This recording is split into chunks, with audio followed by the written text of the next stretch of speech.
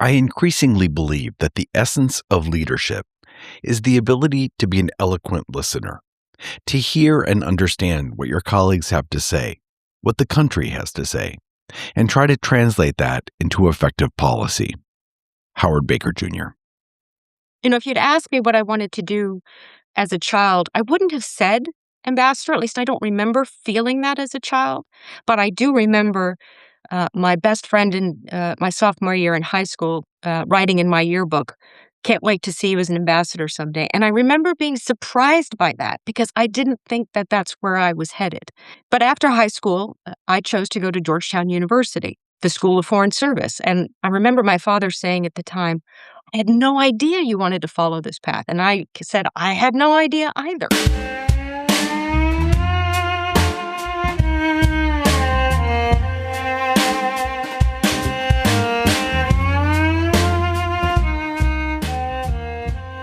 Even though her classmates may have recognized her as a future ambassador before she did herself, Kate Byrnes' ascent from the United States Information Agency to the State Department, and yes, to becoming an ambassador, was swift and full of success. Perhaps that is because she learned early on, very early on, the value of showing up, being present, and finding the very real opportunities that present themselves daily as diplomats interact with people around the globe. I'm Christopher Wurst, and this is Soft Power. Powerful. Soft Power. Powerful stories. Powerful. Soft Powerful stories. I was born in Rome, Italy, something which is still interesting on my passport today, and that's because my father was serving there in a diplomatic role at the World Food and Agricultural Organization. We were there until I was about 4 years old, but I think it's given me an affinity for Europe from the very beginning, something that's probably more sentimental than real. From Italy, we moved back to the D.C. area, but outside the Beltway, actually just outside the Beltway in Rockville, Maryland. That's where I really started American life. Lots of houses, kids in the schools. We lived on a street with a cul-de-sac. So the kind of place where you could, go out during the day with the parents inside, play kickball in the street, and neighbors would slow down and stop. But that all changed when I was in third grade because my father was given an assignment to Antigua in the West Indies, so better known as the Caribbean. And so at the age of about 8, we moved to the Caribbean in the dead of winter. I'm curious about what you thought about your dad's work and what you thought about diplomatic life and how you kind of grew to understand that as a child and then as a teenager. Going to Antigua with him, I started to be a part of it. He was the senior American in Antigua. He had gone there at a time when we recognized that there was too much going on in the Caribbean to cover it effectively from Barbados, where the embassy was. So they'd asked my dad to set up a consulate and to cover 5 of the islands in the West Indies. Basically, they were asking him to be present, to be engaged. So that meant that we were very, very much involved. And my mother was also very much involved in hosting receptions and lunches and bringing people together, helping schools. The whole point was to show that America was there, that it was involved, and that it could be a partner. And we were brought into that. We were part of that. We showed up at every reception and stood in the receiving line and shook hands. We were, taught to be charming and polite and respectful and to recognize that building those friendships was an investment in many other things. And at the time, we were working to bring more American businesses there. My father was, but I felt like we were part of it. We were taught that we were an American family and that we were representatives at every single level of our country, and we were to put our best foot forward. And that was a wonderful lesson for me. I enjoyed it. I enjoyed meeting people. I enjoyed being brought into these events. I enjoyed seeing inside of these things.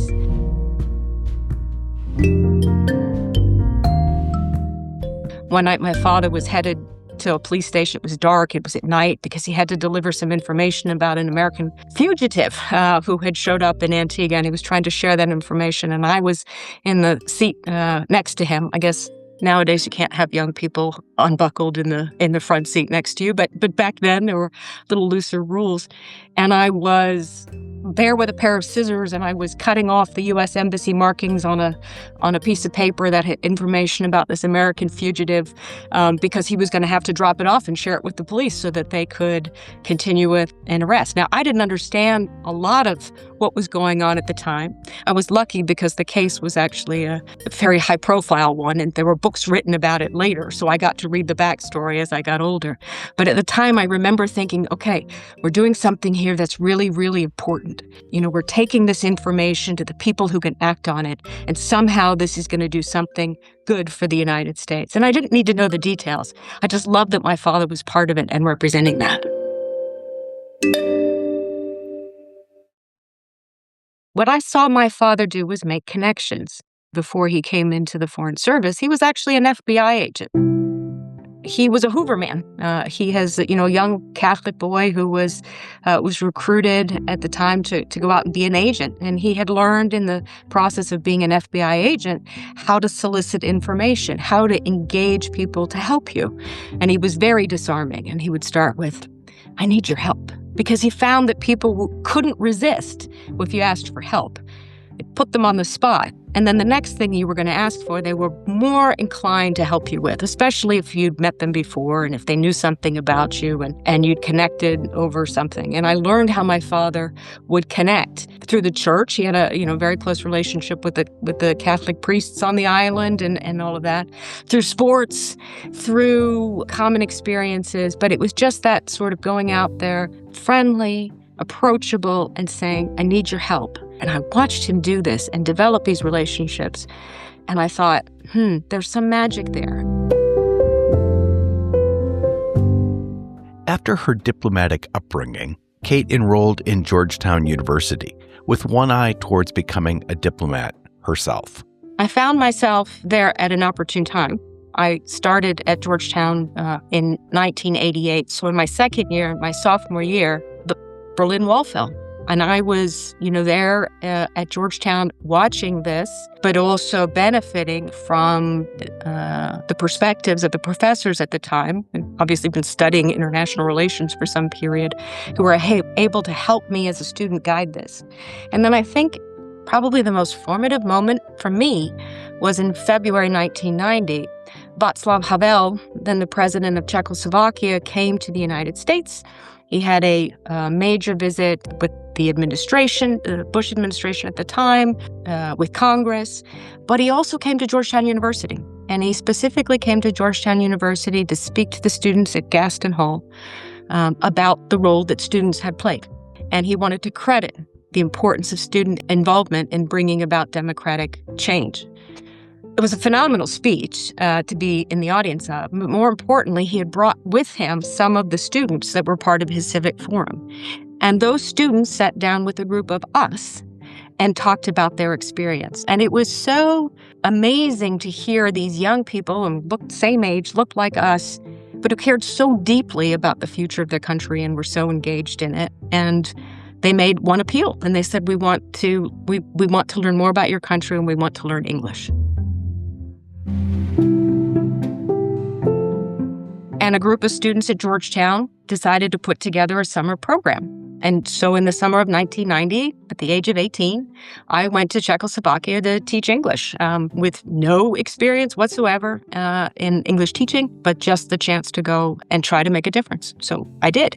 And that trip for me, I think, really not only committed me to wanting to work internationally, if not how, but for being part of that story and that transition and playing a role in it. Probably the main lesson I learned that summer as an English teacher was improvisation. We thought we were going to a school to teach English.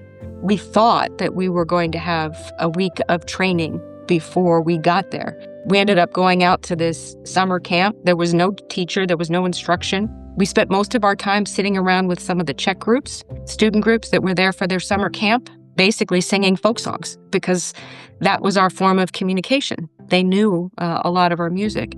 When we got to this village, I was lucky. I was paired with a Georgetown classmate of mine and a roommate, which was fortunate for me because the village, the town that we went to was about a 4-hour bus ride from Prague. There was almost no English speaking. And my friend and colleague, she spoke Russian, which is not a language that the Czechs wanted to speak. But we learned that, once we admitted that we didn't speak Czech, they didn't speak English, they didn't speak French, and we didn't speak Spanish, then it was okay to speak in Russian, right? Because we exhausted all those other possibilities. And then we had an afternoon class where the young people did show up, and mostly all they wanted to learn was song lyrics. They wanted to actually know what Bruce Springsteen was singing in Born in the USA and every line of Pink Floyd and the Beatles to actually get it right. We thought we were going to go over there and teach them, I don't know, the basics like how to order in a restaurant or conduct daily operations. And that's not what they wanted. They wanted a feel. They wanted colloquialism. They wanted that connection. That was the big lesson for me about going overseas. You go there with a set of instructions to deliver on behalf of the country, the government, the embassy.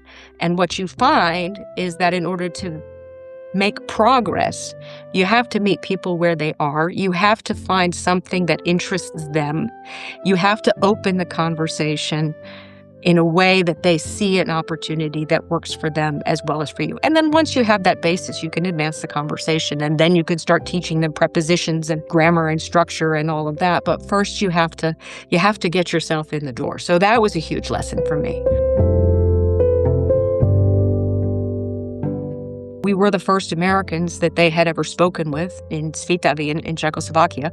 So we were the first representatives of some culture that they felt familiar with in a way, through the music, through the culture, but also through their textbooks. They had been taught a version of U.S. history that was unrecognizable to me. They had studied injustices and catastrophes and a version of U.S. history that, to me, was creative fiction.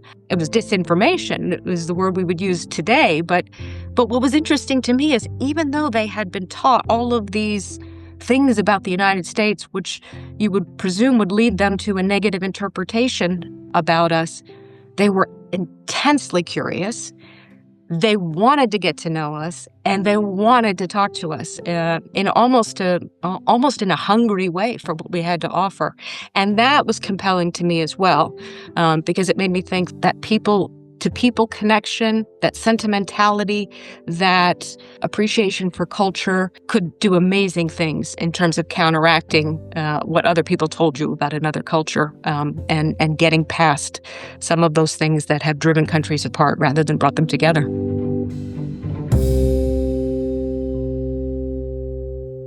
I didn't actually join the State Department at first, but after I took the Foreign Service exam, I was then on the roster for positions.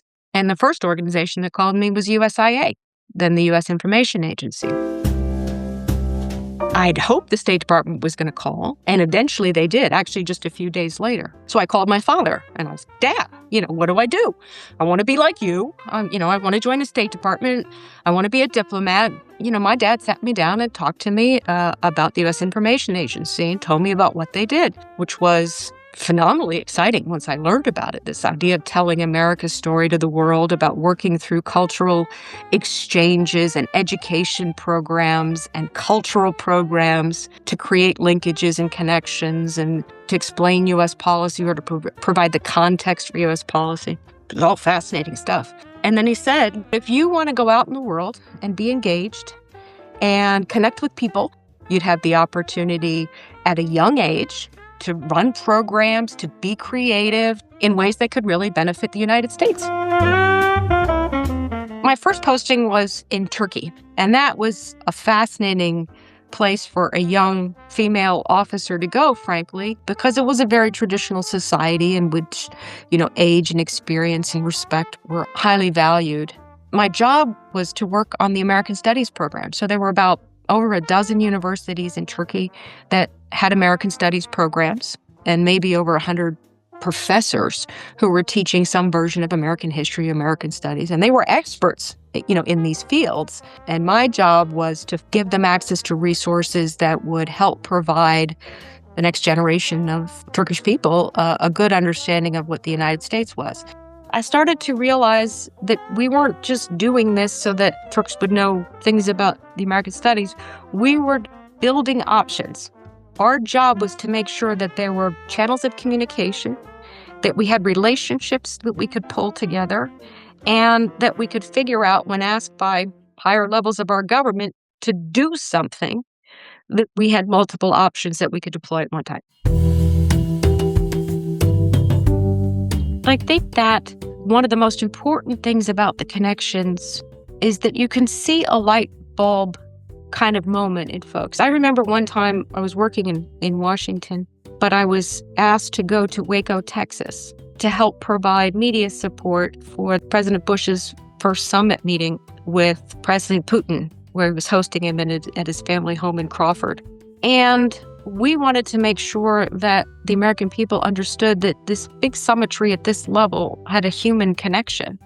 So we worked with the White House, we worked with the Russian embassy in Washington to identify some of the Russian students who were in Texas on U.S. exchange programs, and to bring a delegation of these Russian students to the summit itself. And then making sure that not just the international media understood the story, but the U.S. media captured the story as well, and recognized that what we were trying to do was to create some understandings between our two countries that would then allow our leaders to make some tough political decisions about what they could do at the state level. Those kinds of interactions happen overseas every day. And frankly, some of those programs led to some of the most innovative young businesses and entrepreneurial programs that helped grow the economy in those regions, because those young people were used to working together and talking together, despite the fact that at a very senior level, there were very critical policy and political differences. I remember one time I came back from my assignment at the NATO headquarters in Brussels, Belgium, and I was home visiting my family, was then living in Florida. And my mother was well involved with the community, and she was involved with a number of local media representatives. And one of her friends invited me to come on his radio show in Sarasota, Florida. Well, his studio was an open shop window in the local mall. I found myself in a proper radio studio in front of one of those, huge mics, looking out at people who were walking by with Crate and Barrel and Gap bags. And he wanted me to explain why NATO mattered, why the United States should care about NATO and our investment in NATO. And so not only did I have to answer the question after being trained to explain this to European audiences, but I was literally looking at the people that I was supposed to be explaining this to, and they were not watching me. They were going back and forth doing their daily business. And that was a humbling moment to me, because that is the reality of the work that we do in the Foreign Service. As we are working hard on these issues, which require a level of expertise and detail that is, frankly, not very interesting to the people on whose behalf we are conducting the work. They are busy. They are busy with life. It isn't apparent to them, the goodness of what we do, and we have to figure out a way to explain it. Now, of course, I had been working as a public diplomacy officer at NATO, so I was versed in a lot of the talking points and the policy positions that we were taught to use, but we weren't practiced in explaining it to Americans because that wasn't our job. So I had to think about the words that we use. In Europe, when you talk about NATO, the political values that this organization represents are extremely important. It is an agreement in NATO that we come together and willing to defend each other in case of an attack, because we believe in the importance of protecting democracy, our freedom, our lifestyles.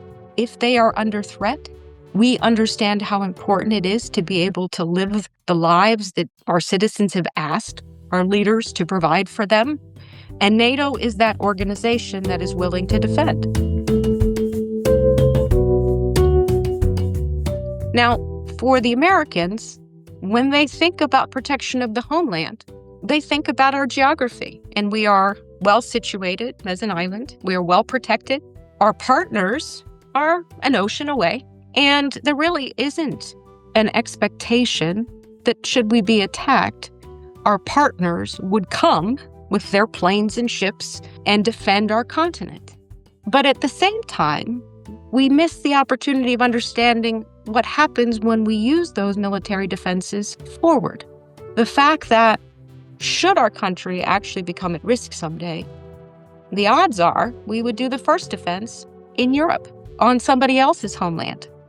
And we would be dependent on their ports and their airfields and their fuel depots and their blood banks and their hospitals as we defended forward. We would also be dependent on their infrastructure, their telecommunications, their satellites, their information in many respects. And on a daily basis at NATO, that is information that is shared. That is information that helps our military at home focus on the homeland, because all of that is happening over there. You cannot have that kind of cooperation if you don't have political understanding and an appreciation for what is driving our policies. And that's where the values comes in. And that's a hard thing to explain because it is not something that the American public will see every day or that we want the American public necessarily to see every day. But in everything that we do, having those relationships is important. And the fact that these countries feel that affinity for the United States and understand and are willing to give us that access is an important factor.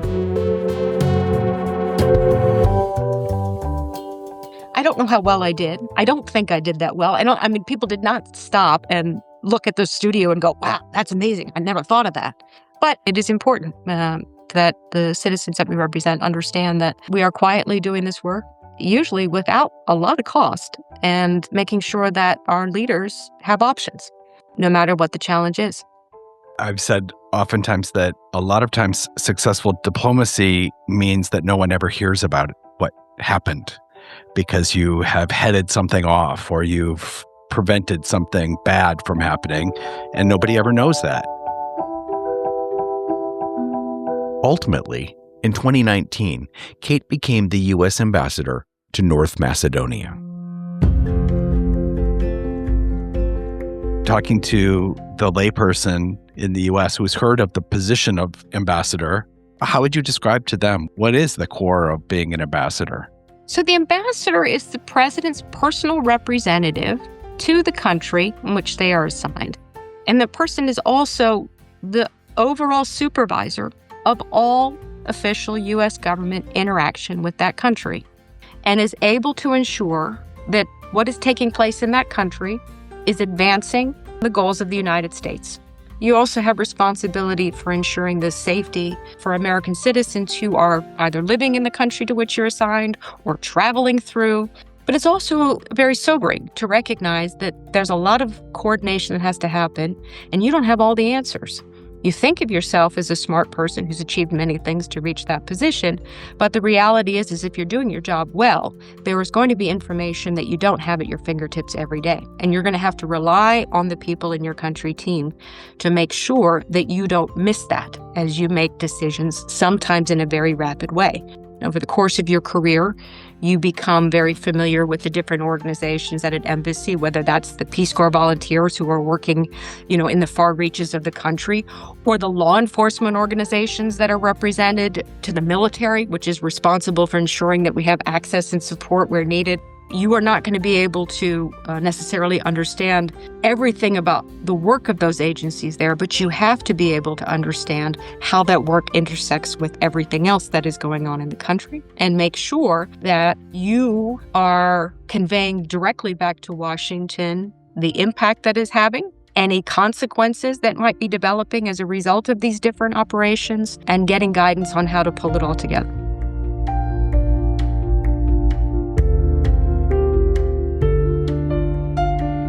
Having the fortune of being ambassador to a relatively small country at a very critical moment in its history, joining NATO, pursuing its EU membership, there were moments as an ambassador where I was taking calls all night long, talking through issues with senior officials, hearing their perspective, trying to convey ours, trying to get this back to Washington and trying to get decisions made and to beat the clock because things were moving so fast and trying to figure it out. And there were those moments when I thought, wow, this is intense. And I remember talking to my deputy chief of mission and a couple of my political officers during one really, really tough period for North Macedonia's negotiations on EU accession and thinking to ourselves, are we really doing this? I mean, are we really playing this role in terms of advice? I mean, is this really happening? Because it was all so intense and so profound. But if we wanted to meet the moment and not miss the moment, we had to be around the clock and we had to be engaged. So there are times like that which are surprising. There are also times of crisis when you have to move quickly. When the COVID epidemic landed in North Macedonia, one of our biggest priorities, once the decision made, was to get over 100 Peace Corps volunteers out of the country and home. But of course, airports were closed. There were no flights or charter flights coming into North Macedonia. Figuring out how to get them out of the country was an incredible all-hands-on-deck effort, even though we were also trying to protect our own personnel.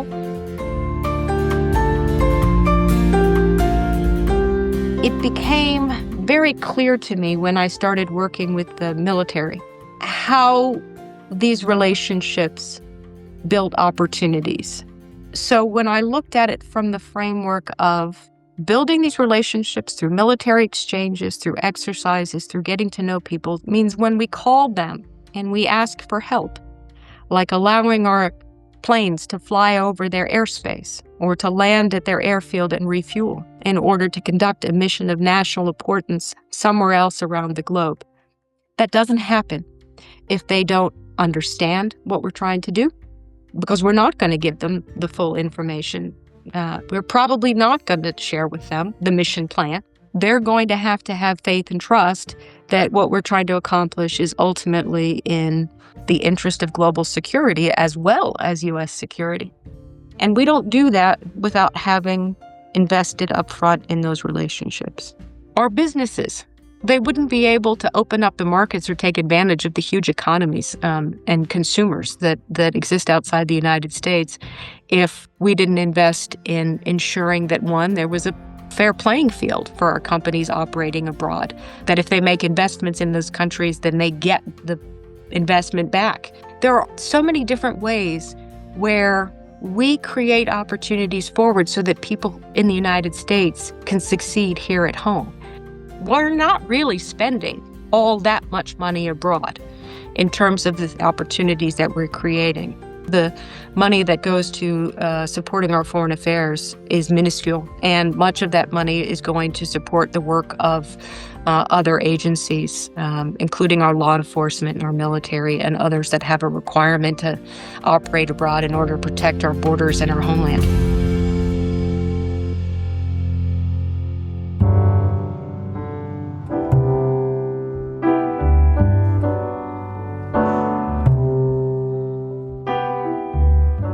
That means we're coming to the end of the episode, but I wanted to give the ambassador a chance to answer one question from our dubious Aunt Deb. Shouldn't we invest in our own interests first and let other nations worry about themselves?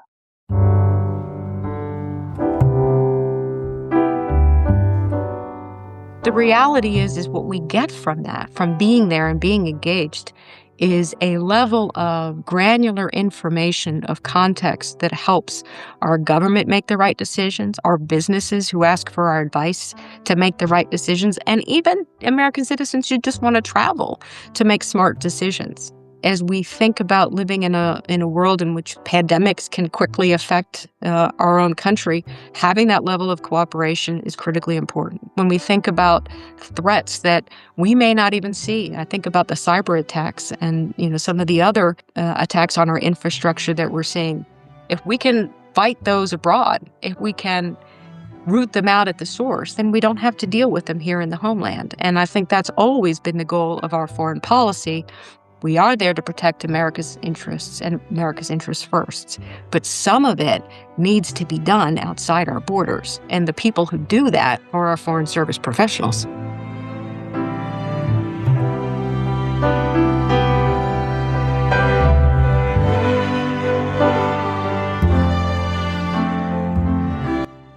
Ambassador Kate Marie Byrnes is principal of KMB Strategies Consulting Services based in Sarasota, Florida, and a distinguished fellow at the University of Tennessee Baker School of Public Policy and Public Affairs in Knoxville, Tennessee. Drawing on her national security experience in the senior ranks of the U.S. Foreign Service, she provides strategic advice and pragmatic solutions to institutions and individuals working to address geopolitical changes. Prior to retiring from the U.S. State Department in September 2025, she was civilian deputy to the commander and foreign policy advisor to the U.S. European Command in Stuttgart, Germany, from 2022 to 2025. She was appointed to this role after serving as U.S. ambassador to North Macedonia, where she directed efforts to advance North Macedonia's membership in NATO and the European Union. Other assignments during her 32 years in the U.S. Foreign Service include Deputy Chief of Mission at the U.S. Embassy in Athens, Greece, Chargé d'Affaires and Deputy Permanent Representative at the U.S. Mission to the Organization for Security and Cooperation in Europe in Vienna, Austria, and Public Affairs Advisor to the U.S. Mission to NATO in Brussels, Belgium. As part of the International Security Assistance Force, she supervised governance and development in eastern Afghanistan from 2010 to 2011. She also served at the Department of State in Washington, D.C., and in Spain, Hungary, Bolivia, and Turkey, following language studies. As a U.S. Senior Foreign Service Officer, she received a Presidential Rank Award and multiple Superior Honor and Meritorious Awards from the U.S. Department of State and the U.S. Department of the Army, as well as the Joint Distinguished Civilian Service Medal. She was a Pearson Congressional Fellow in the U.S. Senate Foreign Relations Committee and an International Women's Forum Leadership Foundation Fellow. She holds a Bachelor of Science in International Relations and a master's degree in Public Policy from Georgetown University. For more about NATO, check out nato.int. Thank you so much for listening. We appreciate it. If you haven't followed us already wherever you get your podcasts, please do so. Please leave a rating. It means a lot to us. And not only that, but it helps get those algorithms moving this show to the ears that need to hear it, or that we would like to hear it. To learn more about this program, including guest backgrounds, photographs, and a chance to leave feedback, visit softpowerfulstories.org. I'm Christopher Wurst, the host and producer of Soft Powerful Stories. Thanks for listening.